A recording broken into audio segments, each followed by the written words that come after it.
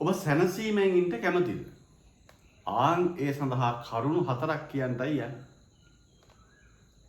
පින්නතුනි, පළවෙනි කාරණාව තමයි මේ කෙනෙකුගේ කායිකවත් මානසිකවත් ඇති ශක්්‍යතාවය. කායික හැකියාව වගේම මානසික හැකියාව. මේ සඳහා අවශ්‍ය කරන සාධකය තමයි ප්‍රධානම නිරෝගීකම. මානසික නිරෝගීකම සහ කායික නිරෝගීකම. ඊළඟ කාරණාව තමයි ඒ තැනැත්තාට හෝ තැනැත්තියට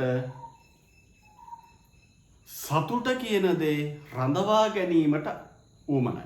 අපි බලමු කතා කරමු සතුට රඳවාගන්නේ කොහොමද කියලා. ඒ වගේම නිරෝගීකම අපි රඳවාගන්නේ කොහොමද කියලා කතා කරමු. තමන් විශ්වසනීය කෙනෙක් බවට අන් අය තුළ තහවුරු කිරීම. අර දියුණුවෙන්ට අවශ්‍ය නම්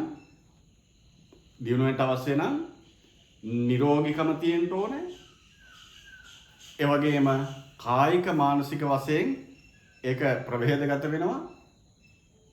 ඒ වගේම සතුට රඳවා ගැනීම සඳහා උපක්‍රමශීලී වෙන්න ඕනේ. ඒ වගේම තමන් විශ්වාසනීය කෙනෙක් බව අන් අය තුළ තහවුරු වෙන්නට ඕනේ. ඒ වගේම පින්වතුනි, අපි කරන කතාව, අපි කරන කටයුත්ත සහ අපි හිතන හිතුවිල්ල තුළ අපිට නිවෙන්න පුළුවන් වෙන්න ඕනේ. සැනසීම ඇති වෙන්න ඕනේ. අපිව මතක් වෙන හැම කෙනාටම අපි ගැන ආදර්ශයක් ගන්නට පුළුවන්කම අපි ඇති කරන්නට ඕනේ. කොටින්ම කිව්වොත් ජීවිතේ සැනසීම, නිවීම, මෙන්න මේ කාරණා ටික. දැන් පින්නතුනේ අපි එකක් පාසා කතා කරමු බලන්න.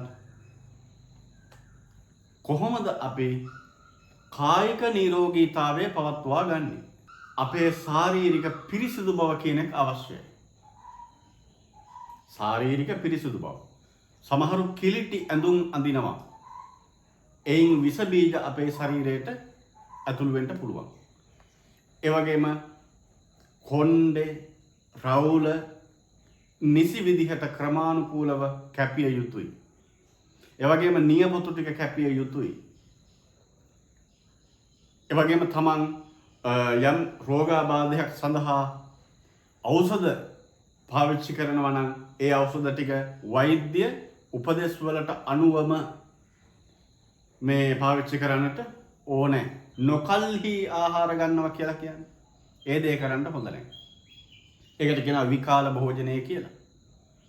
විකාල භෝජනය කියලා කියන්නේ නොකල්හි ආහාර නොගැනීම තමයි නිරෝගීකමට ප්‍රධාන වශයෙන් බලපාන්නේ. කායික නිරෝගී භාවයට.